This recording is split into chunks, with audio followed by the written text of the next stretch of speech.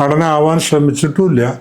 എനിക്ക് പറ്റുന്ന പണിയല്ല എന്ന് അറിയുന്ന ഒരാൾക്കും സിനിമ നടനാവാൻ പറ്റും എന്നുള്ളതാണ് എൻ്റെ ജീവിതം കൊണ്ടുള്ള കൂടിയിട്ട് എനിക്ക് ബോധ്യപ്പെട്ടിട്ടുള്ളത്. മോഹൻലാലൊക്കെ അഭിനയിക്കുമ്പോൾ ഞാനങ്ങനെ നോക്കി എങ്ങനെ പരിഹരിക്കുന്നതൊക്കെ ചെയ്യാൻ പറ്റുന്നത് ഞാൻ ആലോചിക്കും.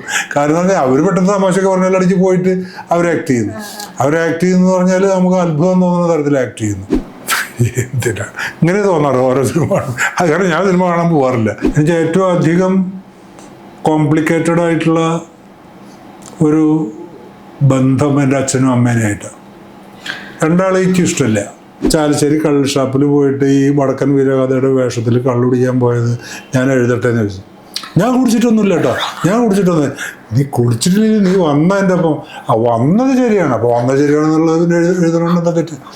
അത് എഴുതിക്കോ എന്നപ്പോൾ കറുത്ത മെലിഞ്ഞൊരു മനുഷ്യന് ഭസ്മം കൊണ്ട് കുറിയൊക്കെ ഇട്ടിട്ടുണ്ട്. മൂപ്പര് ബെഞ്ചിൻ്റെ മുകളിൽ ഉച്ചയൂണ് കഴിഞ്ഞിട്ട് തോർത്തുകൊണ്ടൊക്കെ തലക്കി വെച്ച് കിടക്കുമ്പോഴാണ് ഇത് കണ്ടത്. അപ്പം എന്നൊരു ഞാൻ കള്ളൊക്കെ കുടിച്ച് ഇയാൾ കുടിച്ചില്ല എന്നാണ് തോന്നണത്, എനിക്കറിയില്ല. നമ്മൾ കള്ളൊക്കെ കുടിച്ച് പോകുന്ന അപ്പോൾ ഈ ഒരു സംഭവത്തിനെ പറ്റിയിട്ട് നമ്മൾ അപ്പോൾ വർത്താനം പറഞ്ഞാൽ അതൊന്നും എഴുതിയാൽ ചേട്ടാ എഴുതിട്ടോ. അപ്പോൾ എഴുതിയിട്ടപ്പോൾ മൂപ്പര് മറുപടി ഉണ്ടായിരുന്നു. ഒരു എന്നൊക്കെ പറഞ്ഞിട്ടൊരു ഇമോജി ഇട്ടിട്ട് ഒരു മറുപടി ഉണ്ടായിരുന്നു. പിന്നെ ചുമ്മാ നടക്കുന്നു. ഇത്രയുള്ള ആൾക്ക് മൂപ്പർക്ക് അത്രേ ആവശ്യമുള്ളൂ. കാരണം നിങ്ങൾക്കൊന്നും അറിയില്ല ഒരു മമ്മൂട്ടിയുടെ ഒരു ലൈൻ അതാണ്. അത് മിക്കവാറും എല്ലാറ്റിലും വിജയിക്കും മൂപ്പര്. ആരും നമ്മൾ ലോകത്തിലെ ഏറ്റവും വലിയ ആളുകൾ അയാളൊന്ന് തോൽപ്പിക്കുക ആദ്യം എന്നുള്ളതാണ്. ശ്രീനിവാസനെ കണ്ടപ്പോൾ ഞാൻ അവിടുന്ന് അസോസിയേഷൻ്റെ എന്തോ കാര്യത്തിന് വേണ്ടി പോയപ്പോൾ അവിടെ വെച്ചിട്ട് കണ്ടത്. അപ്പം എനിക്ക് ശ്രീനിനെ അങ്ങനെ കണ്ടതിലൊട്ടും ഇഷ്ടമുണ്ടായില്ല. കാരണം എന്ന് പറഞ്ഞാൽ ഞാൻ കണ്ടതിൽ വളരെ ഇൻ്റലിജൻറ്റ് ആൻഡ് സ്പോണ്ടേനിറ്റി, അത് വേറൊരു തരത്തിലുള്ള ഒരു പേഴ്സ്പെക്റ്റീവ് ഓപ്പൺ ചെയ്തിട്ടുള്ള മറ്റുള്ള സിനിമാക്കാരുടെ പോലെ തമാശ പറയുന്ന ഒരു സംഗതി അല്ല അങ്ങേരുടെ. ഇങ്ങനെ ചെറുപ്പം മുതലേ ഒരുപാട് ആൾക്കാരെ നിരീക്ഷിക്കുന്ന ഒരാളാണ്. ഇങ്ങനെ ഒരുപാട് കഥാപാത്രങ്ങളെ നേരിട്ട് ജീവിതത്തിൽ കണ്ടിട്ടുണ്ട്. അപ്പം അങ്ങനെയുള്ള കഥാപാത്രങ്ങൾ ഏതെങ്കിലും സാർ എന്ന ഒരു സിനിമ നടനെ സ്വാധീനിച്ചിട്ടുണ്ടോ, അല്ലെങ്കിൽ അങ്ങനെയുള്ള ഒരു കഥാപാത്രത്തെ അങ്ങനെയുള്ള ഒരു വ്യക്തികളെ ജീവിതത്തിലേക്ക് കഥാപാത്രത്തിലേക്ക് അഡാപ്റ്റ് ചെയ്തിട്ടുണ്ടായിരുന്നു? ഒരിക്കലും എനിക്ക് അത് അഡോപ്റ്റ് ചെയ്യാൻ സാധിച്ചിട്ടില്ല. എനിക്ക് കഴിയുമില്ല. നല്ല നടനും അല്ല ഞാൻ. നടനാവാൻ ശ്രമിച്ചിട്ടുമില്ല. എനിക്ക് പറ്റുന്ന പണിയല്ല എന്ന് അറിയുന്ന ഒരാൾക്കും സിനിമ നടനാവാൻ പറ്റും എന്നുള്ളതാണ് എൻ്റെ ജീവിതം കൊണ്ടുള്ള കൂടിയിട്ട് എനിക്ക് ബോധ്യപ്പെട്ടിട്ടുള്ളത്. Anybody can do that. ആർക്കും തയ്യാറാവുകയാണെങ്കിൽ സിനിമ നടനാവാം. സിനിമ നടൻ എന്ന് പറഞ്ഞാൽ അയാളുടെ ഒരു സ്കില്ലിൻ്റെ പുറത്ത് നിൽക്കുന്ന ഒരു ആർട്ടല്ല അത്. ഇപ്പോൾ ഒരാൾ വെറുതെ അയാളോട് അയാളുടെ സംഭവം ഒന്നും അറിയില്ല. അയാൾ ക്യാമറ അവിടെ വെക്കുന്നു, ഡയറക്ടർ പറയുന്നു നിങ്ങൾ നടന്ന ഒരു കസാലയിലിരിക്കും, അങ്ങോട്ട് നോക്കുമെന്ന് പറഞ്ഞപ്പോൾ കസാലയിലിരിക്കുന്നു, അങ്ങോട്ട് നോക്കുന്നു. പോക്കറ്റിൽ നിന്ന് സിഗരറ്റ് എടുത്തു, ചുണ്ടത്ത് വെക്കും, ചുണ്ടെന്ന് വെച്ചു, തീപ്പെട്ടി എടുത്തു, ഒട്ടും പുക വിടൂ, ഒന്നുകൂടി അങ്ങോട്ട് നോക്കും, പൊക്കോളൂ എന്ന് പറയും. എന്താ ഇയാൾ ചെയ്യണമെന്ന് അയാൾക്കറിയില്ല. അയാൾ പറയണതനുസരിച്ച് വന്നിരിക്കുന്നു, സിഗരറ്റ് എടുക്കുന്നു, പുക വിടുന്നു. പിന്നെ ആയിരിക്കും അയാളുടെ മകൾ വേറൊരുത്തിൻ്റെ കൂടെ ഓടിപ്പോയതിൻ്റെ റിയാക്ഷനാണത് എന്നുള്ളത് സിനിമ കാണുമ്പോൾ അറിയുള്ളൂ. അപ്പോൾ ഇത് എന്താ അഭിനയപ്പോൾ ഇത്? അപ്പം അയാളുടേതായിട്ടുള്ളൊരു സാധനം ഉണ്ടാക്കണമെന്നില്ല. അടുവ പോലെയാണെങ്കിൽ പറയും അതൊന്നും വേണ്ട, ഞാൻ പറയും അത് ചെയ്താൽ മതി, തൻ്റെ വക പരിപാടിയൊന്നും വേണ്ട. അപ്പോൾ അയാൾക്ക് പറ്റുന്ന ഒരു ടൂളിനെ അയാൾ എടുക്കുന്നു അല്ലേ? അപ്പോൾ ഈ സിനിമ എന്ന് പറഞ്ഞാൽ അത് ഞാൻ ആക്ടറും അല്ല. അപ്പോൾ ആ സൗകര്യം കാരണം ഇപ്പോൾ ഒരു സംവിധായകൻ പറയാണ് ഇന്ന തരത്തിലൊക്കെ അയാൾ പറയുന്നുണ്ട്, നമ്മളൊക്കെ പോലൊക്കെ ചെയ്യല്ലേ വേണ്ട. അല്ലാണ്ട് ഇപ്പോൾ നമ്മൾ നാട്ടിൽ കണ്ടിട്ടുള്ള മറ്റേ കഥാപാത്രത്തിനെ ആവാഹിക്കുക അതിനൊന്നും അവിടെ നേരമില്ല. ഒന്നാമത് എനിക്കത് അറിയില്ല. അപ്പം സിനിമയുടെ സൗകര്യം കാരണം നമ്മൾ സിനിമാ നടനായിപ്പോയി. ഏത് നായിൻ്റെ മോനും സിനിമാ നടനാവാൻ പറ്റും. ആ തമാശയല്ല. കാരണം എന്ന് പറഞ്ഞാൽ ഞാൻ എപ്പോഴും പറയാറുള്ളൊരു കാര്യം, ബെറ്റ്സി എന്ന് പറഞ്ഞിട്ട് പണ്ട് ഞാൻ ഈ എറണാകുളത്ത് തിയേറ്ററിൽ നിന്ന് കണ്ടിട്ടുള്ള ഒരു സിനിമ. അന്ന് ഈ ആനിമേഷൻ പരിപാടികൾ അതൊന്നുമില്ല. ഈ ഇപ്പോൾ ഉണ്ടല്ലോ ഈ തരത്തിലുള്ള കാർട്ടൂൺ ഫിലിംസൊക്കെ ധാരാളം വരുന്ന, അല്ലെങ്കിൽ AI അങ്ങനെയൊക്കെ വന്നിട്ട് അതൊന്നും ഇല്ലാത്ത ഒരു കാലം. പ്ലെയിനായിട്ട് ഷൂട്ട് തന്നെ വേണം, എന്നിട്ട് അത് കാണിക്കണം. ബെറ്റ്സി എന്നാണ്, ചിലപ്പോൾ നിങ്ങൾക്ക് നോക്കിയാൽ കിട്ടും, അതിൻ്റെ കാലൊക്കെ അറിയാം. ബെറ്റ്സി എന്നാണ് ആ ഫിലിമിൻ്റെ പേര്. അതിനൊരു ഫ്രഞ്ച് ഫിലിമാണ്, അതിന് ലാംഗ്വേജ് ഒക്കെ ഉണ്ട്. പക്ഷെ അഭിനയിക്കുന്ന നായകനും നായികയും നായും പട്ടിയാണ്. ഇവർ തമ്മിൽ പ്രണയമാണ്. ഈ ബോബിയിലൊക്കെ ഉണ്ടാകുന്ന പോലെ രണ്ട് വീട്ടിലാണ് ഇവർ പ്രേമിക്കുന്നു. ഒരു വില്ലൻ നായുണ്ട്. ഇവരെ അടുപ്പിക്കാതിരിക്കുന്നതും അവസാനം ഇവർ രണ്ടുപേരും കൂടി ചാടി പോകുന്നതും അവർ ചില ദുരിതങ്ങളൊക്കെ അനുഭവിക്കുന്നു. അങ്ങനെയൊക്കെയാണ് സിനിമ. ബോക്സ് ഓഫീസ് സിനിമയാണ് അന്നത്തെ. അപ്പോൾ ഈ നായയും ഇവരും എന്താ പൂനെ ഫിലിം ഇൻസ്റ്റിറ്റ്യൂട്ടിൽ പോയിട്ട് പഠിച്ചിട്ടാ, അവർക്കറിയില്ല നായിക്ക് എന്താ ചെയ്തത്, നായിക്കറിയില്ല, പട്ടിക്കും അറിയില്ല. ഇവർ പോയിട്ട് ഇങ്ങനെ ഭയങ്കര രസമുള്ള സിനിമ, മ്യൂസിക്കൊക്കെ ഉണ്ട് കേട്ടോ. അപ്പോൾ ഒരു ടൂൾ എന്നുള്ള നിലക്കല്ലേ വരുന്നുള്ളൂ ആക്ടർ ഫിലിമില്, ടൂൾ എന്നുള്ള നിലക്കല്ലേ വരും. നേരെ മറിച്ച് ആക്ടേഴ്സ് ഉണ്ട് അതിനകത്ത്. ഇപ്പൊ ഇവർക്ക് ആ ടൂൾ ഏറ്റവും മനോഹരമായിട്ട് അത് ആ ടൂൾ ആവാൻ പറ്റുക, അല്ലെങ്കിൽ ഡയറക്ടർ വിചാരിച്ചതും ആ കഥയിൽ ഒരാളാവാൻ പറ്റുക എന്നുള്ളത് വലിയ ഒരു സംഭവം. ഇപ്പം ഇവരൊക്കെ ഇപ്പം മോഹൻലാലൊക്കെ അഭിനയിക്കുമ്പോൾ ഞാനൊക്കെ നോക്കി എങ്ങനെ ഇതൊക്കെ ചെയ്യാൻ പറ്റുന്ന ഞാൻ ആലോചിക്കും. കാരണം അവർ പെട്ടെന്ന് തമാശയൊക്കെ പറഞ്ഞാൽ അടിച്ച് പോയിട്ട് അവർ ആക്ട് ചെയ്യുന്നു പറഞ്ഞാൽ നമുക്ക് അത്ഭുതം തോന്നുന്ന തരത്തിൽ ആക്ട് ചെയ്യുന്നു. വേണു ആക്ട് ചെയ്യുന്നു. ഞാൻ ഇവരെയൊക്കെ കൂടെ മമ്മൂട്ടി, മോഹൻലാല്, തിലകൻ, നെടുമുടി വേണുവിൻ്റെ കൂടെ ആദ്യം തന്നെ സിനിമയിൽ അഭിനയിച്ചിട്ടുള്ളത് 77 50 കൊല്ലമാവാനാ പോകുന്നത്. ഒരു കൊല്ലം കൂടി ആയ. അപ്പൊ എനിക്ക് എന്ന് തോന്നി ഇവര് ഭയങ്കര ആൾക്കാരാണ് കേട്ടോ. ഇന്നും അതെ, ഇവരെ അഭിനയിക്കുന്നതാണ് ഭയങ്കര സംഭവം. പെട്ടെന്നൊരു മാറിയിട്ട് വേറെ തരത്തിലൊക്കെ സംസാരിക്കുക, പിടിക്കുക, അതൊരു ആർട്ടാണ്. അല്ല, നമ്മളെ അല്ലാത്ത വേറൊരാളായിട്ടാണല്ലോ. അതാണ്, അത് എല്ലാവർക്കും പറ്റില്ല, ഒരു ആർട്ടും പറ്റില്ല. ഇൻഹറൻ്റ് ആയിട്ടുള്ള ചില സംഗതികളാണ് അത്. ഇപ്പം എൻ്റെ പോലെ എഴുതാനും വേണമെന്നൊന്നും പറ്റില്ല. ഒരാളെ കാണിച്ചു കൊടുക്കുക, നമ്മൾ ഒന്ന് വേണം അയാളെ പറ്റിയിരുന്നാലും പറ്റില്ല. അപ്പോൾ ഓരോ ആൾക്കാർക്കും ഓരോ സംഭവം ഉണ്ട്. ഒന്നുമില്ലാത്തവരും ഉണ്ടാവും. അപ്പോൾ കുഞ്ഞാമിൻ്റെ പോലുള്ള ആൾക്കാരുണ്ടാവും. ലോകത്തിലെ എല്ലാ ആൾക്കാർക്കും എല്ലാം പറ്റുന്നല്ല ഞാൻ പറയണം. അപ്പം നേരെ മറിച്ച് ഒരാൾ നിത്യം അയാൾ മൺചട്ടി ഉണ്ടാക്കുന്നു, അയാളുടെ ഒരു സ്കില്ലും സ്പീഡും കാര്യങ്ങളൊക്കെ നമ്മൾ ഒരു കൊല്ലം പഠിക്കേണ്ടി വരും. അത് അവരെ കുട്ടികൾ അതിങ്ങനെ ഈസി ആയിട്ട് ചക്രം പറഞ്ഞ് ചട്ടി ഉണ്ടാക്കുന്നു അല്ലേ. അപ്പൊ അത് നമുക്ക് പറ്റൂല. അപ്പൊ ഓരോ ആൾക്കാർക്കും അങ്ങനെ ഓരോതരം സ്കില്ലുണ്ടാവും. ഈ ചട്ടി ഉണ്ടാക്കുന്ന കുടുംബത്തിൽ നിന്ന് തന്നെ അത് ഉണ്ടാക്കാൻ പറ്റാത്തവരുണ്ടാവും. അപ്പൊ എപ്പം ഉണ്ടാക്കിയാലും പൊട്ടിപ്പോകുന്ന ആൾക്കാരുണ്ടാവും അല്ലേ. അപ്പൊ അങ്ങനെയൊക്കെ ലോകം. അത് ഈ അഭിനയിക്കുക എന്നൊക്കെ പറഞ്ഞാൽ ചില ആൾക്കാരൊരു സിദ്ധി പോലെ കിട്ടുന്നത്. അവർ നല്ല മനുഷ്യരും ആയിക്കൊള്ളുന്നൊന്നുമില്ല. എല്ലാ നല്ല ആക്ടേഴ്സും നല്ല മനുഷ്യരും ആയിക്കൊള്ളുന്നില്ല. നല്ല മനുഷ്യൻ എന്ന് പറഞ്ഞാൽ എന്താന്ന് തന്നെ നമുക്ക് കൺഫ്യൂഷൻ ഉള്ള ഒരു വിഷയം കേട്ടോ. അത് വേറെ സംഭവം. ആരാണ് ഹൂയിസ് നല്ല മനുഷ്യൻ, ആരാ നമുക്ക് പറയാൻ പറ്റില്ല. പറയാൻ പറ്റില്ല. അപ്പൊ ഞാൻ ബേസിക്കലി ആ കൂടിയിട്ട് ഞാൻ എൻ്റെ ഇതിൽ വെച്ചിട്ട് നോക്കുകയാണെങ്കിൽ നല്ല മനുഷ്യൻ അവൻ ആഗ്രഹിക്കുന്ന ഒരാളാണ് ഞാൻ എന്ന് പറയും. ഇടയ്ക്ക് ശ്രമിച്ചുകൊണ്ടിരിക്കുക. പിന്നെയും മോശം മനുഷ്യനാവും. അപ്പൊ ഞാൻ പറയും ഇന്നലെ ചെയ്ത പരിപാടി മോശമായിരുന്നു, എനിക്കറിയാം അവരോട് പെരുമാറിയത് ശരിയാണ്. സാഹചര്യമല്ല, എനിക്ക് കൺട്രോൾ ചെയ്യാൻ പറ്റാത്ത ചില മാനസിക എന്താ പറയുക, മാനസികമായിട്ടുള്ള ചില ദൗർബല്യങ്ങൾ എന്ന് പറയാൻ പറ്റില്ല. എന്താ മനസ്സപ്പം അങ്ങനെ പോകുന്നു, അങ്ങനെ ചിന്തിക്കാൻ പോകുന്നു. അതിന് ഒരുപാട് എൻ്റെ ബോധപാതാളങ്ങളോളം ബന്ധമുള്ള തിന്മയുണ്ടാവും എൻ്റെ ഒപ്പം. ഞാനൊരു ദിവസം ഒരു നന്മയുടെ കുപ്പായിട്ട് ഇറങ്ങിക്കൊണ്ടൊന്നും നന്മക്കാരനാവില്ല. അപ്പോൾ അത് എൻ്റെ അച്ഛൻ്റെ അല്ലെങ്കിൽ പൈതൃകമായിട്ട് ലഭിച്ചിട്ടുള്ളത് ജന്മജന്മാന്തരങ്ങളായിട്ടുള്ള ഈ പാപങ്ങളൊക്കെ എൻ്റെ കൂടെ. ചിലപ്പോൾ നല്ല മനുഷ്യനായി കഴിഞ്ഞിട്ടുണ്ടെങ്കിൽ മറ്റുള്ളവർക്ക് ഒന്നിനും കൊള്ളാത്തൊരു മനുഷ്യനാവും. അയാൾ നല്ല മനുഷ്യൻ, അയാൾ ഒരു ആപത്തിൽ വെറുതെ ഇരിക്കുള്ള ഒരു വസ്തുവിനുള്ളിലാണ് എന്ന് പറയും അല്ലേ.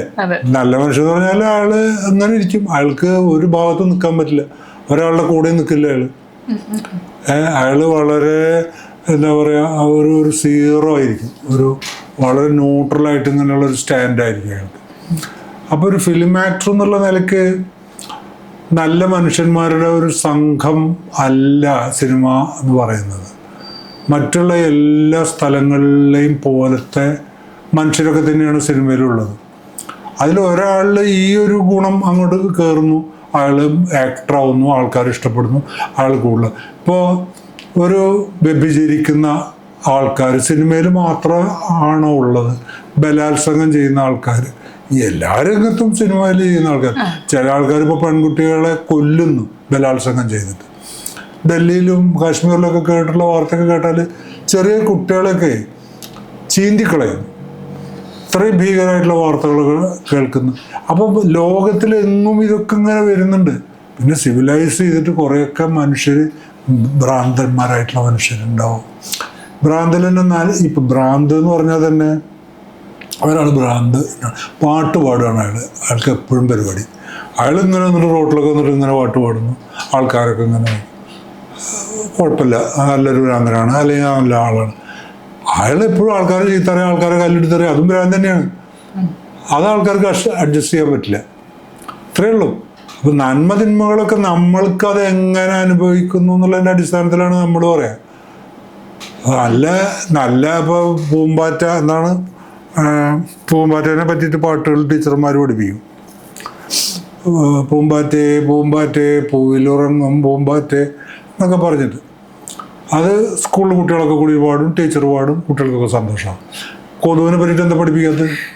കൊതുകേ കൊതുകേ വാ കൊതുകേ എൻ്റെ ചോര കുടിക്കൂ കൊതുകേ. അത് പാട്ടില്ല. കാരണം കൊതു എന്ത് തെറ്റ് ചെയ്തു? കൊതു അങ്ങനെ തെറ്റൊന്നും ചെയ്തിട്ടില്ല. അതിനിപ്പോൾ ഈ പൂമ്പാറ്റ തേൻ കുടിക്കുന്ന പോലെ തന്നെയാണ് അത് അതിൻ്റെ ഭക്ഷണം കഴിക്കുന്നു വന്നിട്ട്. അതിനെ പറ്റി നമ്മളുടെ ഭാഗത്തുനിന്ന് പാട്ടില്ല എന്ന് മാത്രമേ ഉള്ളൂ. അതിനെ നമ്മൾ പ്രശംസിക്കില്ല.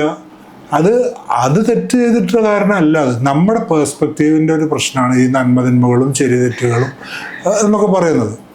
അപ്പോൾ ഇത്രയേ ഉള്ളതല്ല. അപ്പോൾ നമുക്ക് എന്തിനു നമ്മൾ നന്മ എന്ന് പറയാൻ പറ്റും? ഏതോ നല്ലത്, സിനിമ നല്ലത്, മറ്റൊരു നല്ലത്, രാഷ്ട്രീയം നല്ലത്, എല്ലാത്തിലും നല്ല മനുഷ്യരുണ്ടാവും. അപ്പോൾ സിനിമയിൽ നല്ല മനുഷ്യരെ എനിക്കറിയാം. ആരും അറിയാണ്ട് സിനിമയിൽ അഭിനയിച്ച് പോയിട്ടുള്ള ആൾക്കാരെ എനിക്കറിയാം. പല സിനിമകളും ഉണ്ടാവും, പക്ഷെ ആരും അയാൾ ശ്രദ്ധിക്കില്ല. അയാൾ അയാളുടെ പണിയൊക്കെ കഴിഞ്ഞിട്ടുള്ളത് ശമ്പളമൊക്കെ പിടിച്ചിട്ട് പോയിട്ടുള്ള ആൾക്കാരുണ്ട്. അപ്പോൾ സാർ അഭിനയിച്ച കഥാപാത്രം കണ്ടിട്ട് പുറത്തുനിന്ന് ഒരാൾ മനസ്സിലാക്കി വരുമല്ലോ, അങ്ങനെയുള്ള അനുഭവങ്ങൾ ഉണ്ടായിട്ടുണ്ടാവില്ലേ? അതൊരു നടൻ എന്നുള്ള അതിനിപ്പോ എനിക്കെന്താ ഗുണം? മമ്മൂട്ടി എല്ലാവരും അയാളെ തിരിച്ചറിയണത് മമ്മൂട്ടി ഗുണം. ബേസിക്കലി മമ്മൂട്ടിക്ക് അല്ല, ഗുണം തന്നെ വെച്ചിട്ടാണല്ലോ നമ്മള്. ഞാനൊരു നല്ല നടനല്ല എന്ന് സാറ് പറയുമ്പോൾ സാറ് ചെയ്ത ഇത്രയും കഥാപാത്രങ്ങൾ ഇപ്പോഴും ഞങ്ങളുടെ മനസ്സിൽ നിൽക്കുവാണ്. അപ്പോ നടനല്ല എന്നുള്ളത് ആൾക്കാർ പറയേണ്ടതല്ല, നമ്മൾക്കൊരു തൃപ്തി ഉണ്ടാവേണ്ടതാ. ചിലപ്പോഴെങ്കിലും നമുക്ക് നമ്മൾ ചെയ്തിട്ടുള്ള പണിയിൽ ഒരു തൃപ്തി ഉണ്ടാവുക. അത് തിരക്കടില്ലല്ലോ ഞാൻ ചെയ്ത പരിപാടി എന്ന് എനിക്കെന്നെ തോന്നുക. അങ്ങനെ ഞാൻ 300 ചില്ലാന സിനിമയിൽ അഭിനയിച്ചിട്ടുണ്ട്. ഏതെങ്കിലും ഒരു സിനിമയിൽ ഞാൻ നന്നായിട്ടുണ്ടെന്ന് എനിക്ക് തോന്നിയിട്ടില്ല. കാരണം വേറെ ആര് ചെയ്താലും ഇയാളെ കാട്ടി നന്നാവും എന്നുള്ളതാണ് എനിക്ക് എന്നെ പറ്റിയിട്ടുള്ള ഒരു വിലയിരുത്തൽ. എന്തിനാ ഇങ്ങനെ തോന്നാറ് ഓരോ സിനിമ കാണും. അത് കാരണം ഞാൻ സിനിമ കാണാൻ പോകാറില്ല ആൾക്കാരുടെ കൂടെ. അപ്പോൾ ഭാര്യ എന്നെ കല്യാണം കഴിക്കുന്നതിൻ്റെ മുൻപ് തന്നെ ഞാൻ സിനിമയിൽ അഭിനയിച്ചിട്ടുണ്ട്, തമ്പിൽ അഭിനയിച്ചിട്ടുണ്ട്. 78-ലാണ് 80-ലേറ്റ കല്യാണം കഴിയുന്നത്. അപ്പോൾ അവളുടെ വിചാരം നമ്മൾ എന്നും സിനിമയ്ക്ക് കൊണ്ടുപോകുക, സിനിമയുടെ ഒരു ലോകത്തിലേക്ക് പ്രവേശിച്ചു ആണ് അവളുടെ വിചാരം. അങ്ങനെയാണ് എന്നെ പ്രേമിക്കുന്നത്, അല്ലെങ്കിൽ ഞാൻ അവളെയും പ്രേമിക്കുന്നത്. ആ കറവിലാണ്. അപ്പോൾ ഞാൻ ഒരു സിനിമയ്ക്ക് പോക്കില്ല. അവൾ പറഞ്ഞ ജീവിതം കഷ്ടപ്പാടായി. എന്നാൽ അവൾ ഒറ്റയ്ക്ക് പോവുക സിനിമയ്ക്ക് ചെയ്യുക. ഒരു സിനിമയ്ക്ക് ഞാനും അവളും കൂടിയിട്ട് പോയിട്ടില്ല. ഞാൻ അഭിനയിക്കാത്ത സിനിമയ്ക്കൊക്കെ ചിലതിനൊക്കെ പോയിട്ടുണ്ട്. പിന്നെ ഇപ്പോൾ മോളുടെ അവിടെയൊക്കെ പോയിട്ടുണ്ടെങ്കിൽ വീട്ടിൻ്റെ ഉള്ളിൽ തിയേറ്ററും അങ്ങനെ ഇതൊക്കെ ഉള്ളവരൊക്കെ കാണുന്നുണ്ട്. പിന്നെ ഇപ്പോൾ മൊബൈലിലൊക്കെ കാണാമല്ലോ. അപ്പൊ ശരിക്കും ഞങ്ങളാ മണ്ടന്മാര് കാക്കോത്തിക്കാവിലെ അപ്പൂപ്പൻ താടികളിലെ കഥാപാത്രത്തിലൊക്കെ കണ്ടിട്ട് തട്ടിക്കൊണ്ടുപോകുന്നവരുടെ കാണുമ്പോൾ ആ ഒരു കഥാപാത്രത്തിന്റെ മുഖമായിരുന്നു ഞങ്ങളുടെയൊക്കെ മനസ്സിലുണ്ടായിരുന്നത്. ശരി, അത് ഞാൻ പറയുന്നത് എനിബടി ഇപ്പൊ ഇയാൾ അഭിനയിച്ചാലും അങ്ങനെ ഉണ്ടാവും. പക്ഷെ അത് ആ ക്യാരക്ടർ അങ്ങനത്തെ അല്ലേ. അപ്പൊ ഏതെങ്കിലും ഒരാൾ അഭിനയിക്കുക. അപ്പൊ അച്ചു അഭിനയിക്കുകയാണ്, ആളെ കുട്ടീനെ പിടിച്ചോണ്ട് ഇയാളുടെ മുഖം കണ്ട പിന്നെ അങ്ങനെ തോന്നുക.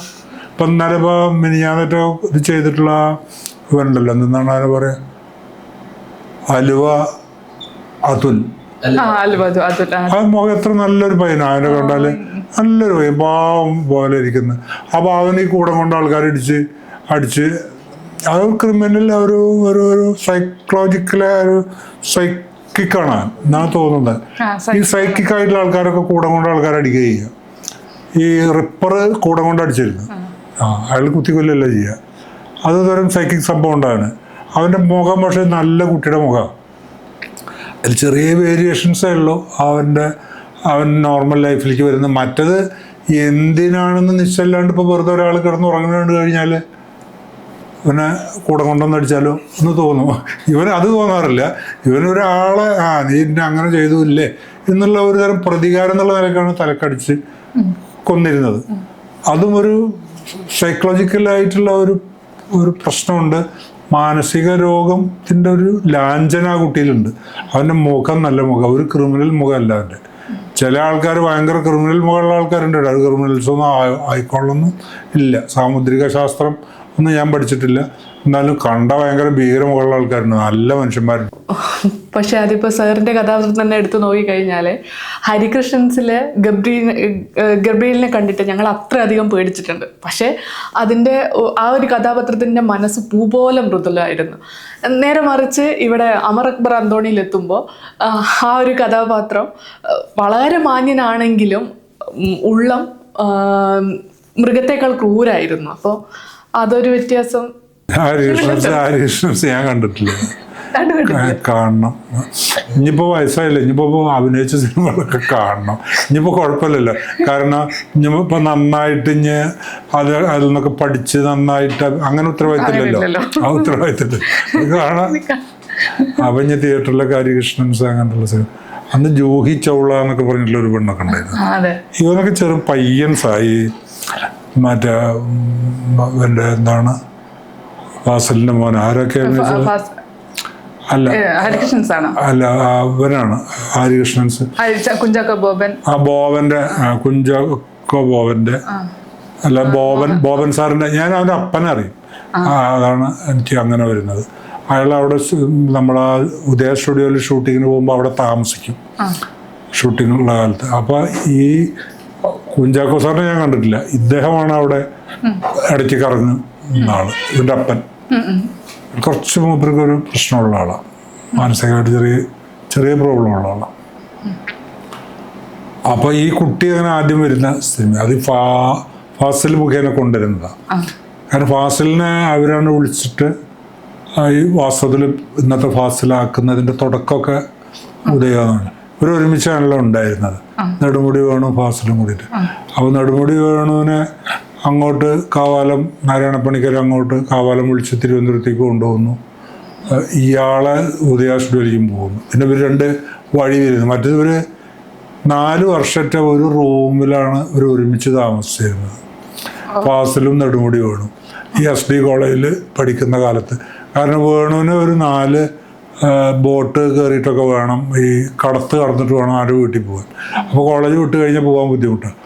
അപ്പോൾ പോവും. പക്ഷേ ഇവർ ഫ്രണ്ട്സായതിന് ശേഷം പിന്നെ ഫാസിലിൻ്റെ വീട്ടിലാണ് കിടക്കുക. അപ്പോൾ ഫാസിൽ ഇന്നാളെ ഞാൻ ചെന്നിട്ട് സംസാരിച്ചു വേണു മരിച്ചതിന് ശേഷം.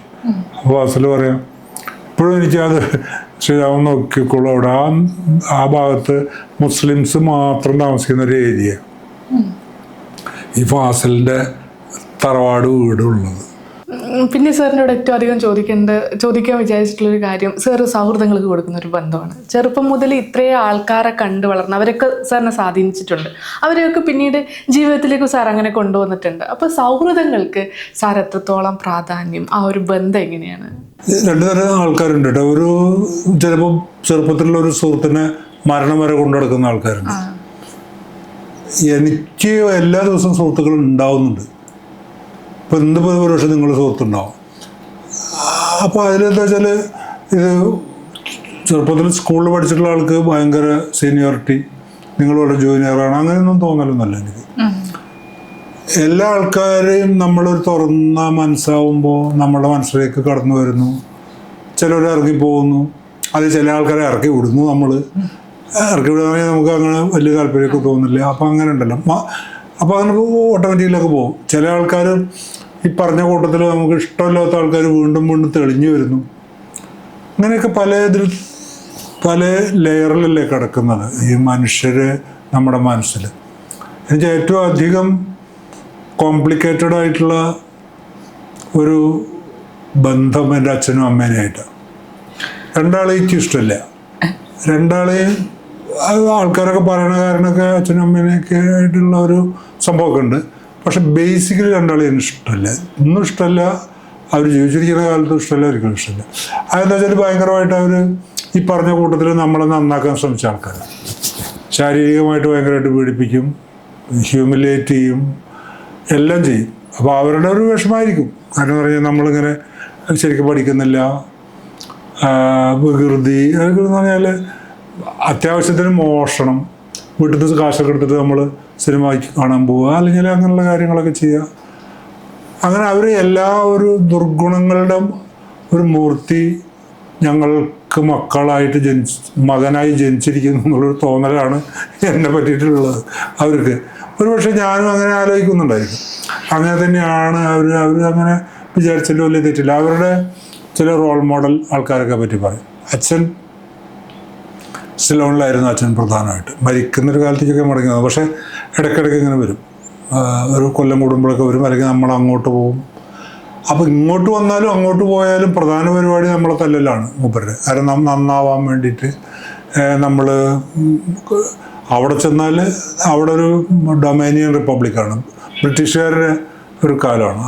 അവർക്ക് സിലോണിൽ ഹൈക്കോടതിയിൽ കേസ് തോറ്റാൽ ലണ്ടനിൽ സുപ്രീം കോടതിയിൽ അപ്പീൽ കൊടുക്കാം. അപ്പോൾ അവർ ഡൊമേനിയൻ റിപ്പബ്ലിക്കാണ്. അപ്പോൾ അവർക്ക് സായിപ്പാണ് എല്ലാവരും മാതൃക അച്ഛൻ്റെയൊക്കെ.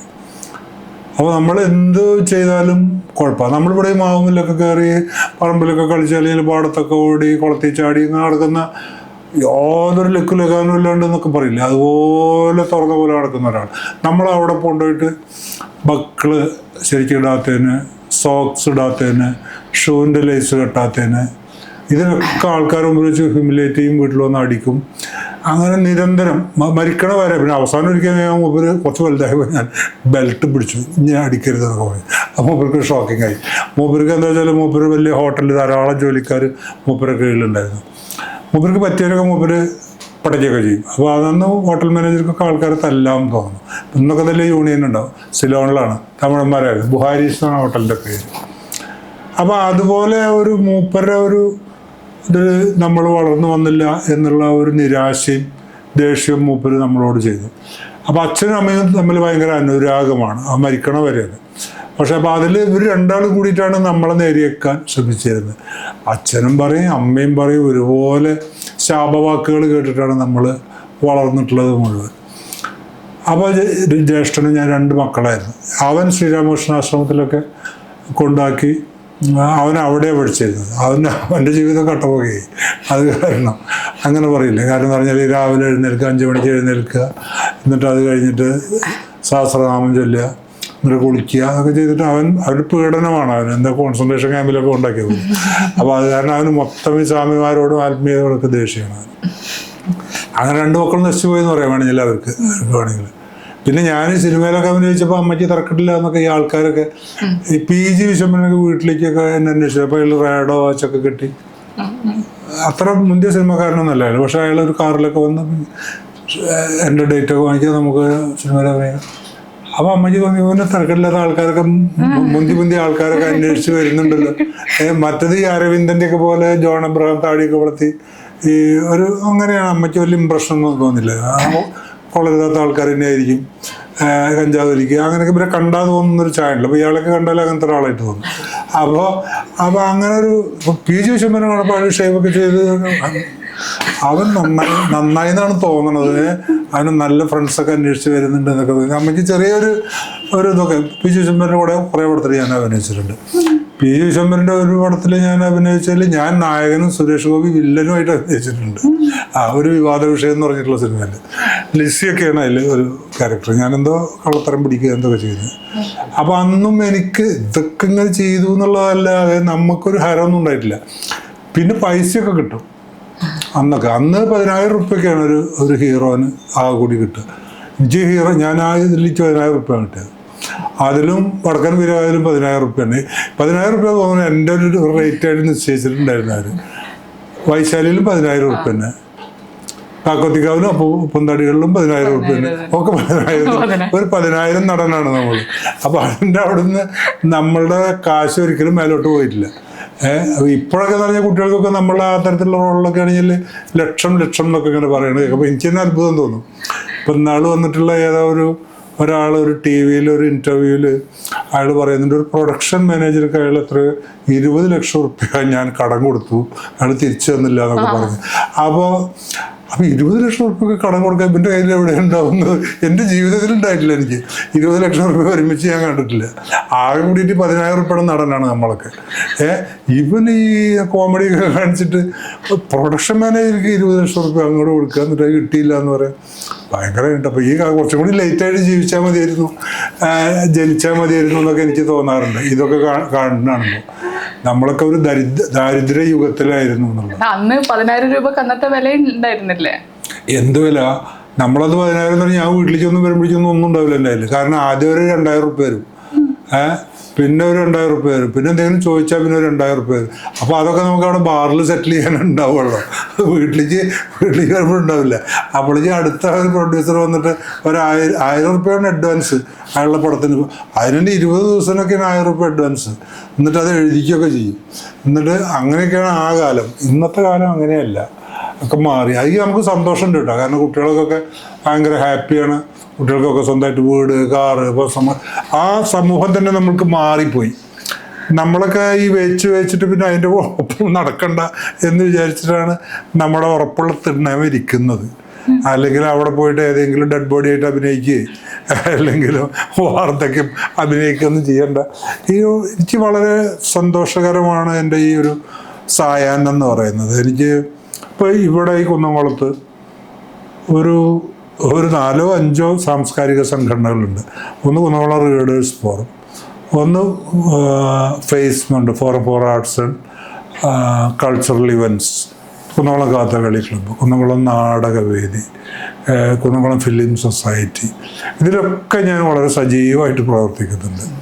ഞാറ്റുവേല എന്ന് പറഞ്ഞിട്ടൊരു സംഭവമുണ്ട്, അതിൽ സജീവമായിട്ട്. ഇപ്പോൾ ഞാൻ തൃത്താലയ്ക്ക് പോവുകയാണ്. അവിടെ സുനിൽ മാഷുടെ ഒരു പ്രോഗ്രാം അവിടെ തൃത്താലയിൽ ചെയ്യാറില്ല, മൂപ്പരോട് ചെയ്തിട്ട് അവിടെ ഒരു പ്രഭാഷണം ആരംഭിക്കുകയാണ്. അപ്പോൾ ഇതിനൊന്ന് വൈകിട്ട് അങ്ങോട്ട് പോകണം. എനിക്ക് ഭയങ്കര സന്തോഷമുള്ള കാലമാണത്. വാസ്തവത്തിൽ നമ്മൾക്ക് അവിടുന്ന് അന്ന് തന്നെ കൂടുതൽ ലക്ഷക്കണക്കിനൊക്കെ കാശൊക്കെ കിട്ടി നമ്മൾ ബോറായി പോയിരുന്നു.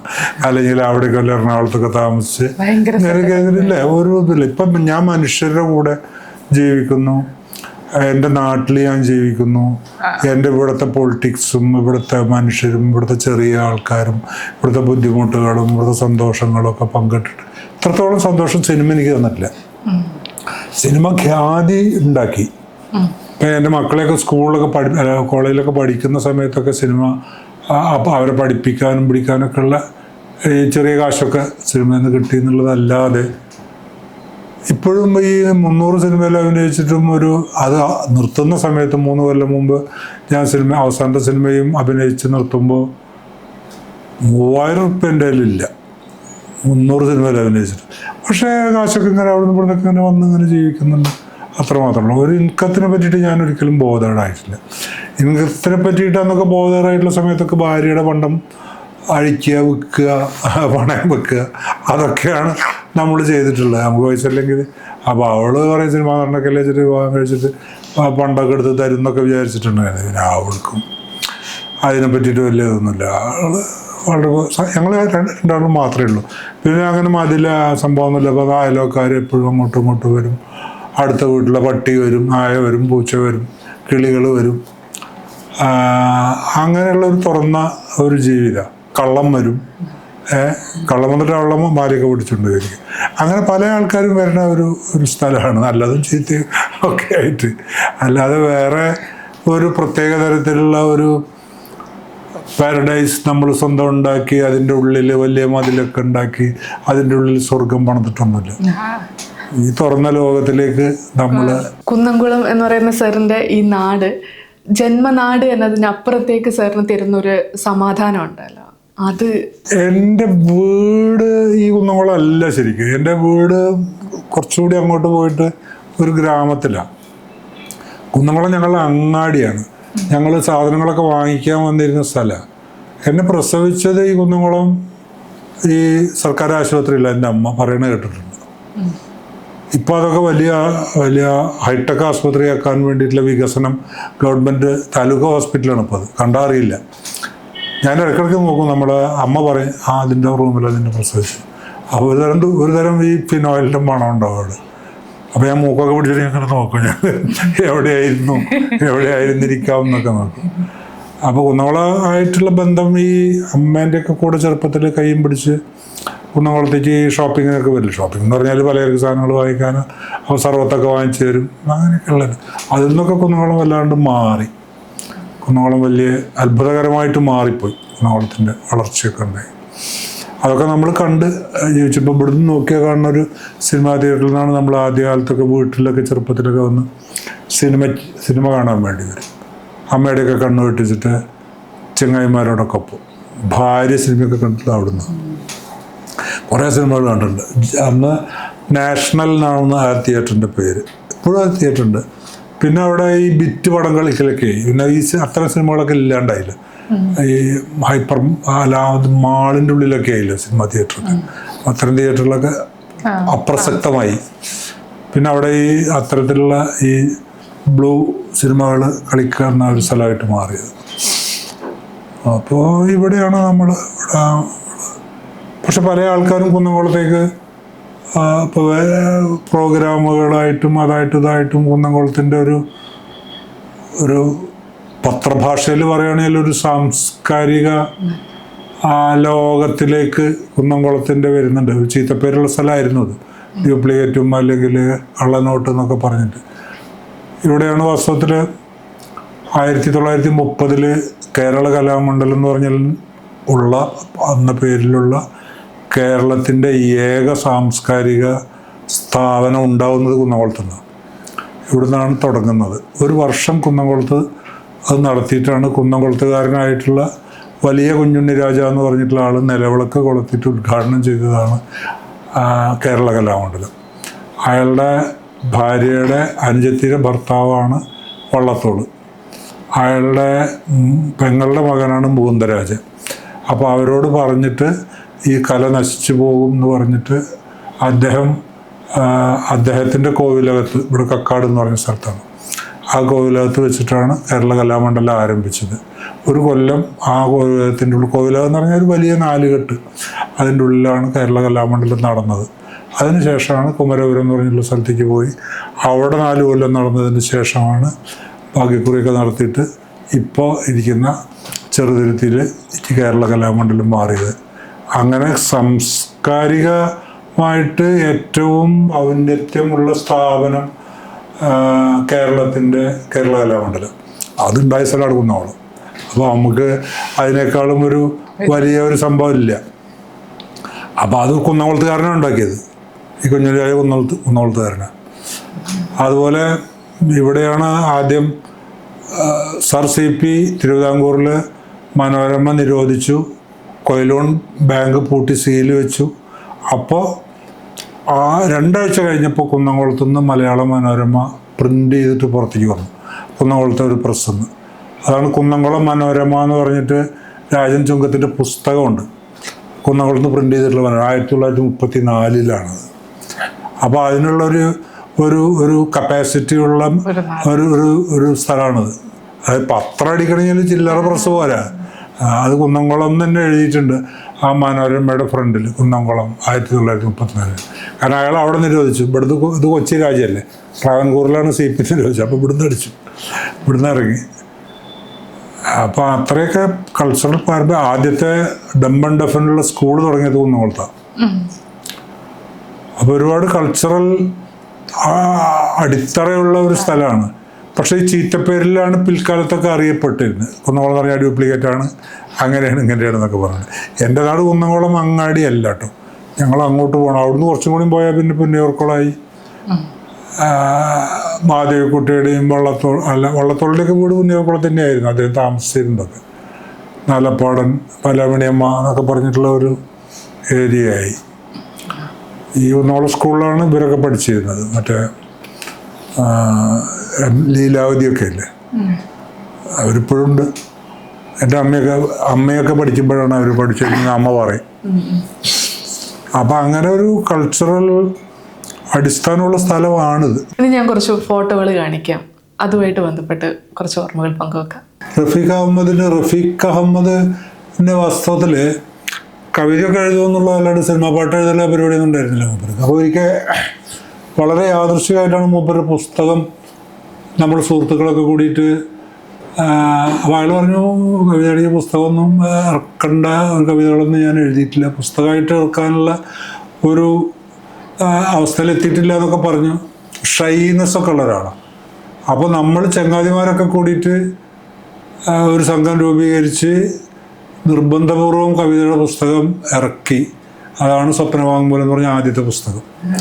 അന്ന് സിനിമാ പാട്ടുകാരൻ എന്നുള്ള കവി എന്നുള്ള നിലയ്ക്ക് ഒരു ഖ്യാതിയുള്ള ആളല്ല.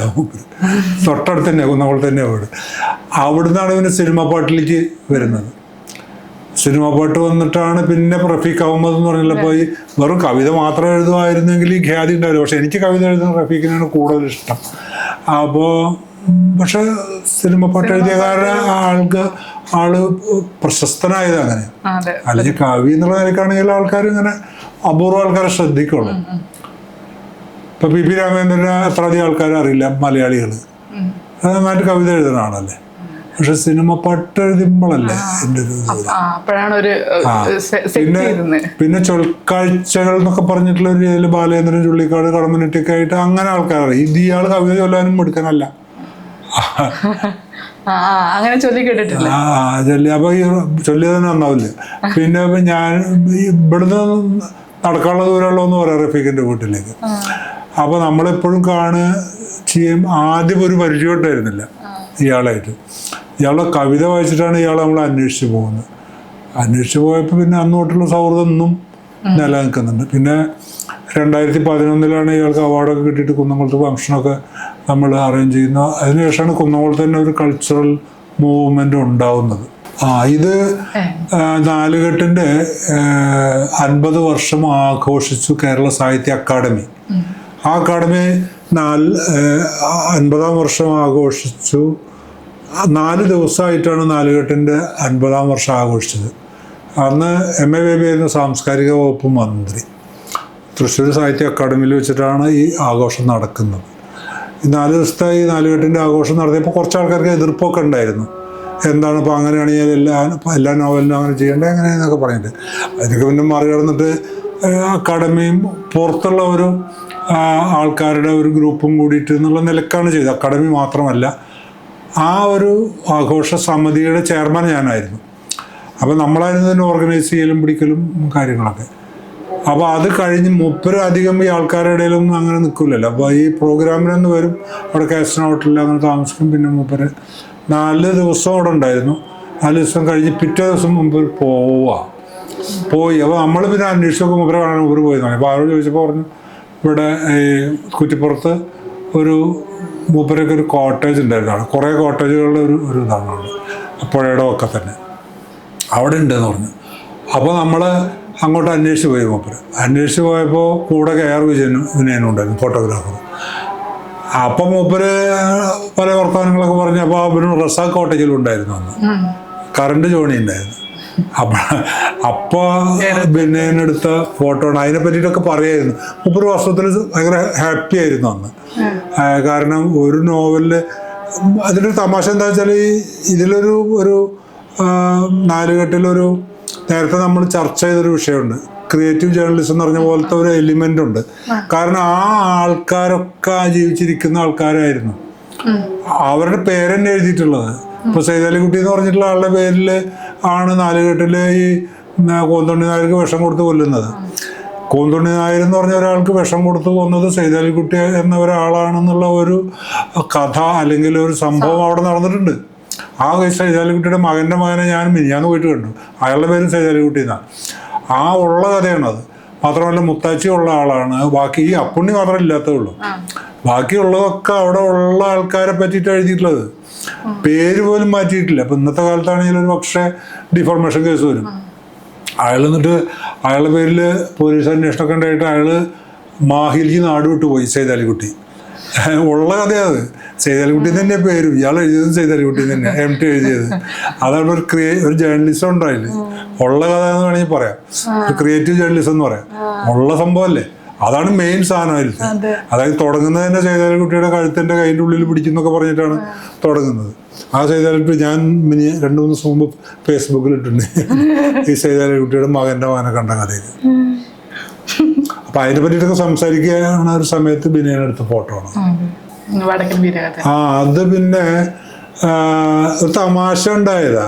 അത് പിന്നെ ഫേസ്ബുക്കിൽ അങ്ങനെ കാലത്ത് വന്നു. മന്ത്രി ആയാലും മൂപ്പര് ഇടയ്ക്ക് വിളിക്കും. വിളിച്ചങ്ങനെ വർത്താനം പറഞ്ഞുകൊണ്ടിരിക്കും, ഇങ്ങനെ വർത്താനം പറഞ്ഞുകൊണ്ടിരിക്കും. സിനിമക്കാലത്തെയൊക്കെ പോലെ തന്നെയാണ് ഈ മന്ത്രികളെല്ലാവരും. അങ്ങനെ തമാശയും കാര്യങ്ങൾ പറഞ്ഞുകൊണ്ടിരിക്കും, ഇങ്ങനെ അത് ചെയ്തു മറ്റേത് മറിച്ച്. അപ്പം ഞാൻ പറഞ്ഞു അതൊക്കെ പോട്ടെ. പണ്ട് നമ്മൾ ചാലശ്ശേരി കള്ള് ഷാപ്പിൽ പോയിട്ട് ഈ വടക്കൻ വീരഗാഥയുടെ വേഷത്തിൽ കള്ളു കുടിക്കാൻ പോയത് ഞാൻ എഴുതട്ടെ എന്ന് ചോദിച്ചു. ഞാൻ കുടിച്ചിട്ടൊന്നുമില്ല കേട്ടോ, ഞാൻ കുടിച്ചിട്ടൊന്നും. നീ കുടിച്ചിട്ടില്ലെങ്കിൽ നീ വന്നതിൻ്റെ അപ്പം വന്നത് ശരിയാണ്, അപ്പോൾ വന്നത് ശരിയാണെന്നുള്ളത് പിന്നെ എഴുതണമെന്ന് തെറ്റ്, അത് എഴുതിക്കോന്നൊക്കെ. അപ്പോൾ ഞാൻ ഇവനും വേറെ ഒരുത്തനും കൂടി ഉണ്ടായിരുന്നു, മഞ്ചേരി ടോണി എന്ന് പറഞ്ഞിട്ട് ഒരുത്തനുണ്ട്. അവരെന്തോ ഉണ്ണിക്കണ്ണനൊക്കെ കേട്ട് അഭിനയിക്കുന്നുണ്ട്. അപ്പോൾ അന്ന് ഷൂട്ടിങ് കഴിഞ്ഞിട്ട് ഉച്ചയ്ക്ക് വരുന്ന സമയത്ത് ഭയങ്കര ദാഹമുള്ളൊരു നല്ല വേനൽക്കാലത്താണ്. ഈ ഭാരതപ്പുഴയുടെ ഒക്കത്താണ് ഷൂട്ടിങ്. വെയിലൊക്കെ കൊണ്ട് നല്ലൊരു കള്ള് ഷാപ്പ് കണ്ടു, ഓല കൊണ്ടൊക്കെ മേഞ്ഞിട്ടുള്ളത്. ഞാൻ പറഞ്ഞു ഇവിടെ കയറി, ചേട്ടാ ഈ വേഷത്തിലൊക്കെ ആണെങ്കിൽ നീ കാറിലിരുന്നാൽ മതി എന്നൊക്കെ പറഞ്ഞു. അപ്പോൾ ഞാനും ടോണിയും കൂടിയിട്ട് അങ്ങോട്ട് ചെന്നു. അപ്പോൾ അയാൾ കിടന്ന് ഉറങ്ങുകയാണ് കള്ള് ഷാപ്പുകാർ. അയാൾ മുക്കി കൊടുക്കുന്നുള്ള ഉച്ച സമയമല്ലേ, ആൾക്കാരൊന്നും ഇല്ലാത്തൊരു സ്ഥലമാണ്. ഇയാളിങ്ങനെ ഉണർന്നപ്പോൾ ഞങ്ങളെ കാണുന്നത്. അപ്പോൾ ഈ കഴുത്തിലൊക്കെ ഇത് ഇട്ടിട്ട് അയാൾ വിചാരിച്ചു എന്തോ ദുസ്വപ്നം കണ്ടതാണ്. അയാൾ ഭയങ്കരമായിട്ടൊരു ശബ്ദമൊക്കെ ഉണ്ട്, ഒരു ശബ്ദമൊക്കെ ഉണ്ടാക്കിയിട്ടുണ്ട്. ഇവനെയും കണ്ടു. അപ്പോൾ ഇവനെയും കണ്ട് അയാള് അപ്പം പേടിക്കൊന്നും വേണ്ട, ഞങ്ങൾ കള്ളൊക്കെ തരാമെന്നൊക്കെ പറഞ്ഞു. അയാൾക്ക് മനസ്സിലാവുന്നില്ല എന്താ ഇങ്ങനെയൊക്കെയുള്ള ആൾക്കാർ ഇങ്ങനെ വന്നിരിക്കുന്നത്. അയാൾക്ക് ഷൂട്ടിങ്ങിന് പറ്റിയിട്ടൊന്നൊരു വിവരമുള്ള ആളല്ല, ഒരു പാവ മനുഷ്യനാണ്. ഒരു നല്ല ഓർമ്മയുണ്ട്, നല്ല കറുത്ത മെലിഞ്ഞൊരു മനുഷ്യന് ഭസ്മം കൊണ്ട് കുറിയൊക്കെ ഇട്ടിട്ടുണ്ട്. മൂപ്പര് ബെഞ്ചിൻ്റെ മുകളിൽ ഉച്ചയൂണ് കഴിഞ്ഞിട്ട് തോർത്തുകൊണ്ടൊക്കെ തലക്കി വെച്ച് കിടക്കുമ്പോഴാണ് ഇത് കണ്ടത്. അപ്പം എന്നൊരു ഞാൻ കള്ളൊക്കെ കുടിച്ച് ഇയാൾ കുടിച്ചില്ല എന്നാണ് തോന്നണത്, എനിക്കറിയില്ല. നമ്മൾ കള്ളൊക്കെ കുടിച്ച് പോകുന്നത്. അപ്പോൾ ഈ ഒരു സംഭവത്തിനെ പറ്റിയിട്ട് നമ്മൾ അപ്പോൾ വർത്താനം പറഞ്ഞാൽ അതൊന്നും എഴുതിയാൽ ആ ചേട്ടാ എഴുതിട്ടോ. അപ്പോൾ എഴുതിയിട്ടപ്പോൾ മൂപ്പര് മറുപടി ഉണ്ടായിരുന്നു. ഒരു എന്നൊക്കെ പറഞ്ഞിട്ടൊരു ഇമോജി ഇട്ടിട്ട് ഒരു മറുപടി ഉണ്ടായിരുന്നു. അത്ര തന്നെ അതിൻ്റെ കഥ. അത് ഞാനും അയാളും കൂടിയിട്ട് അഭിനയിച്ച വടക്കൻ വീരഗാഥയുടെ ഒരു സംഭവമാണത്. ഇത് ഇൻസ്പെക്ടർ ബൽറാം എന്ന് പറഞ്ഞിട്ടൊരു പടത്തിൻ്റെ സമയത്ത് കെയർ വിനയൻ എടുത്തൊരു പടമാണ്. ഇൻസ്പെക്ടർ ബൽറാം കണ്ണൂർ വെച്ചിട്ടുള്ള ഷൂട്ടിങ് അതിന് വേണ്ടിയിട്ട് പോയപ്പോൾ അതൊരു ഫാമിലിയൊക്കെ ഉണ്ടായിരുന്നു. അത് നല്ല ഫോട്ടോഗ്രാഫറാണ്, ആ കാലത്തൊരു ഫോട്ടോ. അത് എന്തോ കളയേണ്ട എൻ്റെ ഇതിനകത്തും ഉണ്ട്. പല ഫോട്ടോസും ഞാൻ സിനിമയിലത്തെ ഫോട്ടോസൊന്നും അങ്ങനെ ഞാൻ കളക്ട് ചെയ്ത് വെക്കാറില്ല. ഇതും അങ്ങനെ എങ്ങനെയോ വന്നൊരു ഫോട്ടോ. സൗഹൃദം എന്താണെന്ന് അറിയില്ല, അങ്ങോട്ടോട് തന്നെ ചോദിക്കണം. എനിക്ക് വലിയ സൗഹൃദമൊന്നും മനസ്സിലാവുന്നില്ല. മൂപ്പരിങ്ങനെ ഇടയ്ക്ക് വിളിക്കും, സംസാരിക്കും, ഞാനും മൂപ്പര് സംസാരിക്കും.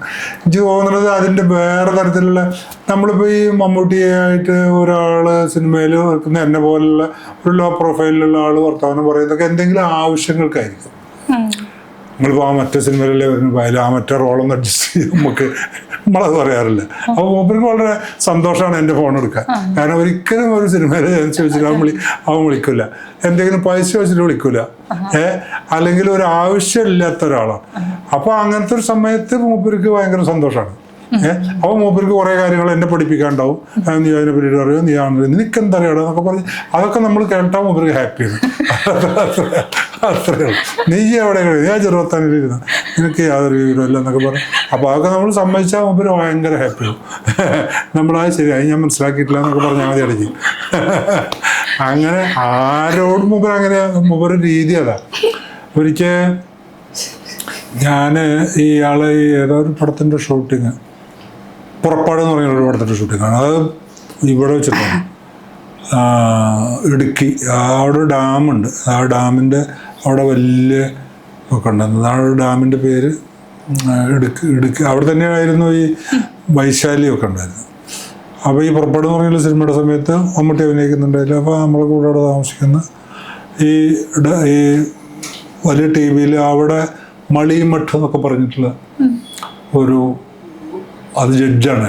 അന്ന് ഹൈക്കോടതിയിൽ ജഡ്ജാണ്. അയാളെ ഇടയ്ക്കിടയ്ക്ക് പത്രത്തിലൊക്കെ വരും മളിമഠിൻ്റെ പ്രസ്താവന മളിമഠ്.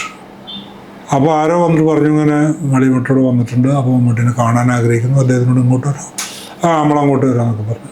തിക്കുൽസാറൊക്കെ ഉള്ള കാലത്ത്. അപ്പോൾ ഞാൻ മൂപ്പരുണ്ട്, പിന്നെ ആരാ ഉള്ളതെന്ന് അറിയില്ല. രാത്രിയാണ്. മളിമഠും വേറെ കുറേ ജഡ്ജിമാരൊക്കെ കൂടിയിട്ട് അവരവിടെ എന്തോ ഒരു ഔട്ടിങ്ങിന് വന്നിട്ടുള്ളതാണ്.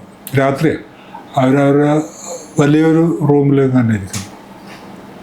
അപ്പോൾ ഞാൻ എപ്പോഴും ആലോചിക്കുന്നത് അങ്ങനെ ഇവിടെ മൂപ്പരങ്ങോട്ട് ചെല്ലുന്നു, അപ്പോൾ ഈ മുണ്ട് ചോദിച്ചിട്ട്. അപ്പോൾ വാസ്തവത്തിൽ ഇയാളാണ് മളിമട്ടെന്ന് ആൾക്കാർ വിചാരിക്കും. ആ ദൃശ്യം കണ്ടു കഴിഞ്ഞാൽ, ഇയാളുടെ പോക്കും വരവും കണ്ടാൽ മളിമട്ടിന് തന്നെ എനിക്ക് നിൽക്കണോ എന്നുള്ള. കാരണം ഇയാളെ ആരെ കണ്ടാലും അങ്ങനെയാണ്. മൂപ്പര് വാപ്പാനെ കണ്ടാലും വാപ്പയാണോ മകൻ, ഇയാളാണോ വാപ്പ, ആ ഒരു ലൈനുണ്ട്. എല്ലാത്തിനും മൂപ്പരും മുകളിൽ നിൽക്കും. അതായത് മൂപ്പരൊരു രീതി അതാണ്. അത് ഭയങ്കര ഇഷ്ടമുള്ളൊരു കാര്യം. ഇപ്പോൾ ഇയാൾ ഒരു ക്യാമറയുടെ ഭയങ്കര പ്രധാനപ്പെട്ടിട്ടുള്ള കാര്യങ്ങളൊക്കെ ഏറ്റവും അപ്ഡേറ്റ് ചെയ്തിട്ടുള്ള ഒരാളാണ് ഞാൻ. ഇയാൾ ക്യാമറ ഇപ്പോൾ സോണിനാണ് പറഞ്ഞിട്ട് മമ്മൂട്ടിയോട് പറഞ്ഞു നോക്കി, ഏറ്റവും അപ് ടു ഡേറ്റ് ആയിട്ടുള്ള ക്യാമറയുടെ സങ്കേതങ്ങളെ പറ്റിയിട്ട് ആദ്യം നിങ്ങളോട് ചോദിക്കും. സോണിയിൽ ഇങ്ങനെ ഒരു തരം വെർഷൻ ഇറങ്ങിയിട്ടുണ്ട്, നിങ്ങളറിയാം, അതിൻ്റെ ലെൻസ് എന്നിട്ടാണ് വർഷം നിങ്ങളറിയുന്നില്ല, എന്നെ ചുമ്മാ നടക്കുന്നത്. ഇത്രയുള്ള ആൾക്ക് നമുക്ക് അത്രേ ആവശ്യമുള്ളൂ. കാരണം നിങ്ങൾക്കൊന്നും അറിയില്ല ഒരു ആ മമ്മൂട്ടിയുടെ ഒരു ലൈൻ അതാണ്. അത് മിക്കവാറും എല്ലാറ്റിലും വിജയിക്കും മൂപ്പര്. ആരെ നമ്മൾ ലോകത്തിലെ ഏറ്റവും വലിയ ആൾ അയാളൊന്ന് തോൽപ്പിക്കുക ആദ്യം എന്നുള്ളതാണ്. ഇവിടുത്തെ 6-ാം നമ്പരനൊക്കെ ഈസി ആയിട്ട് തോൽപ്പിച്ചിട്ടുണ്ട്. 6-ാം നമ്പർ എല്ലാവരും തോൽപ്പിക്കുന്ന ആളാണ്. 6-ാം നമ്പരൻ ഇയാളുടെ ആദ്യം കണ്ടപ്പോൾ ഈ ഇതിനെ പറ്റിയിട്ട് ചോദിച്ചു, നിങ്ങൾ ഈ പെർഫ്യൂംസ് ഉപയോഗിക്കാറുണ്ടല്ലോ. അപ്പോൾ പെർഫ്യൂംസ് അപ്പോൾ ഇന്ത്യയിലെ പലതരം പെർഫ്യൂമുകളെ പറ്റിയിട്ട് പറഞ്ഞു. ഇറ്റലിയിൽ ഉണ്ടാക്കുന്നു, മറ്റിടത്ത് ഉണ്ടാക്കുന്നത്, ജർമ്മനിയിൽ ഉണ്ടാക്കുന്നത്, ഗൾഫിലുണ്ടാക്കുന്നത്, ഇതിനൊക്കെ 2-4 തരത്തിനെ പറ്റിയിട്ടൊക്കെ മുന്നേ ഇതിനെ പറ്റിയിട്ട് ഇൻ്റർനാഷണൽ പെർഫ്യൂമിനെ പറ്റിയിട്ട് 6-ാം നമ്പരാൻ പറഞ്ഞു. പൂമുള്ളി 6-ാം നമ്പരം ഭയങ്കര അറിവുള്ള മനുഷ്യൻ. കളരി, ആന ചികിത്സ, അങ്ങനെ എല്ലാ കാര്യത്തിനെ പറ്റിയിട്ടും ഇതായിട്ടുള്ളതാണ്. അപ്പോൾ മമ്മൂട്ടിയൊക്കെ ഇങ്ങനെ കേട്ടു അങ്ങനെ പെർഫ്യൂംസിനെ പറ്റിയിട്ട് പറഞ്ഞു. ഇയാൾക്ക് വലിയ പിടിയില്ല അതിനെ പറ്റിയിട്ട് മൂപ്പർക്ക്. അപ്പോൾ മമ്മൂട്ടിയോട് ഒരു ചോദ്യം ചോദിച്ചു, ഈ ഇന്ത്യൻ പെർഫ്യൂംസിൽ ഏതാണ് ഏറ്റവും മികച്ച പെർഫ്യൂം എന്നറിയുമെന്ന് ചോദിച്ചു. മമ്മൂട്ടി പറഞ്ഞു ചന്ദനത്തൈലം. അപ്പോൾ തമ്പുരാൻ പറഞ്ഞു ശരിയാന്ന് പറഞ്ഞു. ഞാൻ ആദ്യമാണ് ഒരാൾ പറഞ്ഞത് ശരിയെന്ന് 6-ാം നമ്പരാൻ പറയണത് കേൾക്കുന്നത്. കാരണം അല്ലെങ്കിൽ 6-ാം നമ്പരം സാധാരണ മമ്മൂട്ടിയാണ്. നല്ല ആദ്യം മമ്മൂട്ടി പറഞ്ഞതിൽ തമ്പുരാൻ വീണുപോയി, ശരിയാണെന്ന് പറഞ്ഞു. പക്ഷെ തമ്പുരാൻ അത് ക്ഷീണം പറ്റി. തമ്പുരാൻ ചോദിച്ചു അതിൽ ഏത് ചന്ദനത്തൈലാണെന്ന് ചോദിച്ചു. അപ്പം മമ്മൂട്ടി ഏത് ചന്ദനത്തൈലം? ചന്ദനത്തൈലം. അങ്ങനെയല്ല, മൈസൂർ ചന്ദനമുണ്ട്, കേരള ചന്ദനമുണ്ട്, ഇവിടുത്തെ മറയൂർ ചന്ദനമുണ്ട്, ഒരു 5-8 ചന്ദനത്തിൻ്റെ പേര് പറഞ്ഞു. ഇതിലേത് ചന്ദനമുണ്ട്? അതൊന്നും എനിക്കറിയില്ല. അതൊക്കെ അറിയണം. കാരണം ഇത് ഏതാണ്ട് ഒരു മറയൂർ സ്ഥലത്ത് പാറയുടെ മുകളിൽ ഉണ്ടാവുന്ന ഇതൊരു പാരസൈറ്റാണ്. അതിൻ്റെ മുകളിൽ ഉണ്ടാവുന്ന ചന്ദനം അത് ഒരു 50-60 കൊല്ലം കഴിഞ്ഞാലാണ് എത്രയുണ്ട് 1 ഇഞ്ചൊക്കെ വണ്ണം വയ്ക്കുള്ളൂ. അതിൻ്റെ വേരിൽ നിന്ന് എടുക്കുന്നതാണ് ഏറ്റവും. അതൊരു തുള്ളി ഒരു വെള്ളത്തിൽ വെച്ച് കഴിഞ്ഞാണെങ്കിൽ 1 വർഷമൊക്കെ ആ മണം നിൽക്കും. അതാണ് ഏറ്റവും നല്ല ചന്ദനം എന്നൊക്കെ പറഞ്ഞ് മമ്മൂട്ടി അത് കണ്ടായിരിക്കാം പൂരങ്ങ് വിട്ട്. എന്നാലും ആദ്യത്തേലും മുമ്പ് ജയിച്ചു. അങ്ങനെ ആരും സമ്മതിക്കില്ല പോലും. അപ്പൊ അതുപോലെ എന്നെ വിളിച്ചിട്ട് കുറെ ചീത്ത പറയാൻ വേണ്ടിയിട്ടാണ് ഈ വിളിക്കുന്നത്. നിനക്ക് എന്താ അറിയാടാ? ഓക്കെ, ഞാൻ തർക്കിക്കാനൊന്നും പോകില്ല, അത് ശരിയാണല്ലേ. പക്ഷെ അതിൻ്റെ ഒരു ശുദ്ധതകളാണ്. വെരി വളരെ നമുക്ക് ഇഷ്ടം തോന്നുന്ന ഒരാളാണ്. അപ്പോൾ ഈ മിക്കവാറും ആക്ടേഴ്സൊക്കെ ആ നിലക്കൊക്കെ നോക്കുമ്പോഴൊക്കെ നമ്മൾക്ക് ഒരു ഇഷ്ടക്കുറവ് തോന്നിയിട്ടുള്ള ആൾക്കാർക്ക് സിനിമയിൽ എനിക്ക് വളരെ കുറവായിരുന്നു. പിന്നെ ചിലർക്ക് ചില സിക്നസ് അങ്ങനെയൊക്കെ തോന്നിയിട്ടുണ്ട് ചില ആൾക്കാർക്ക്. ഈ ശത്രു ഉണ്ട്, എന്നിട്ട് തോക്കൊക്കെ ആയിട്ട് നടക്കുന്ന ആൾക്കാരെ കണ്ടിട്ട് വീട്ടിലേക്കൊക്കെ പോകുമ്പോൾ തോക്കൊക്കെ കൈപ്പിടിച്ചിട്ട് നടക്കുക, ശത്രുക്കൾ കൂടെ ഒരു മാനിയ പോലെ അതങ്ങനെ ചില ആൾക്കാർക്ക് ഉണ്ടാവും. അതിന് ശത്രു മറ്റാൾ എന്നെ നശിപ്പിക്കാൻ വേണ്ടി അങ്ങനെ സിനിമയിൽ ചില ആൾക്കാരുണ്ട്. ബാക്കിയൊക്കെ ആൾക്കാരൊക്കെ ഒന്നും അങ്ങനെ കുഴപ്പമായിട്ടുള്ളത് തോന്നിയിട്ടില്ല. പിന്നെ ഈ പറഞ്ഞ കൂട്ടത്തിലുള്ള അപ്പോൾ ഈ അമ്മേനെ പറ്റിയിട്ട് പറയുന്ന ആക്ഷേപങ്ങൾ ഇപ്പം സോഷ്യൽ മീഡിയയിലൊക്കെ പലതും പറയുമല്ലോ, അല്ലെങ്കിൽ ആ ആക്ടേഴ്സിനെ പറ്റിയിട്ട്. നമ്മൾ ലോകത്തിലെ ഒരു പ്രത്യേക തരം രീതി പോലെ സിനിമയ്ക്ക് ഉണ്ട് എന്നൊരു തോന്നലും ഒരു ബേജാറും എനിക്ക് ആദ്യം ഉണ്ടായിരുന്നു. പുറത്ത് കാണുന്ന ലോകം അല്ല ഈ സിനിമയ്ക്ക് അകത്തെ ലോകത്തിൻ്റെ ഒരു നീതി വേറെയാണെന്നൊരു തോന്നലുണ്ടായിരുന്നു. അവിടെ മനുഷ്യർക്കൊക്കെ ഒരു പ്രത്യേക നിയമങ്ങളും പ്രത്യേകതയാണ്. അതിൻ്റെ ഒരു ഹലോ വന്നു കഴിഞ്ഞാൽ പിന്നെ അവൻ മനുഷ്യനല്ലാണ്ട് ആവുന്ന തരത്തിലുള്ള ഒരു സംഭവമൊക്കെ ഉണ്ട്. അത് സിനിമാ ലോകത്തിനെ ബാധിക്കുന്നുണ്ട്. അത് പ്രശസ്തിയുള്ള ആൾക്കാരിലേക്കൊക്കെ അത് ചെന്നെത്താറുണ്ട്. ഭരണാധികാരി ആയാലും ക്രിക്കറ്റ് കളിക്കാരനായാലും ഒക്കെ അത് പതുക്കെ പതുക്കെ ഇങ്ങനെ വരും. ഞങ്ങൾ നിങ്ങളുടെ പോലത്തെ ഒരാളല്ല ഞാൻ എന്നുള്ള ഒരു തോന്നലുണ്ടാവും. അത് ഭരണകൂടം അങ്ങ് അംഗീകരിച്ചു കൊടുക്കുകയും ചെയ്യും. നമ്മളെ പോലെ സാധാരണ ആളല്ല അയാൾ. അത് അയാളെ വിളിച്ചിട്ട് അനുമോദിക്കും, അല്ലെങ്കിൽ അയാളെ ഇതാക്കും. അപ്പോൾ സാധാരണ വേറൊരാളൊന്നും ഒരാൾ ഇവിടെ വെറുതെ കാണുന്നിട്ട് ഇപ്പോൾ ഏതെങ്കിലും ഒരു വെണ്ട കൃഷി ചെയ്തിട്ട് 4 വെണ്ടയ്ക്ക ഉണ്ടായാലും ആരും അഭിനന്ദിക്കും, അതെന്താ വെണ്ടയ്ക്ക ഉണ്ടാകുന്നുണ്ട്. പക്ഷെ മറ്റത് അങ്ങനെയല്ല. വേറെ തരത്തിൽ അവരെ സെലിബ്രേറ്റ് ചെയ്യുക, അതൊക്കെ സിനിമയ്ക്കുണ്ട്. അത് മനുഷ്യരെല്ലാവരും കൂടി ഉണ്ടാക്കുന്നതാണ്. അതുകൊണ്ട് ഭരണകൂടം മാത്രം ചെയ്യുന്നതെന്നല്ല, എല്ലാ മനുഷ്യർക്കും ഇപ്പോൾ സിനിമ. അപ്പോൾ നിങ്ങൾക്കും തന്നെ സിനിമ നടന്നുള്ള ഒരു സാധനം ഇല്ലെങ്കിലൊന്നും നിങ്ങളൊന്നും അന്വേഷിച്ച് വരില്ല. ബേസിക്കലി ആൾക്കാർക്ക് സിനിമ പ്രധാനമാണ്. അത് അത്രയും ആൾക്കാരെ ആകർഷിക്കുന്നു.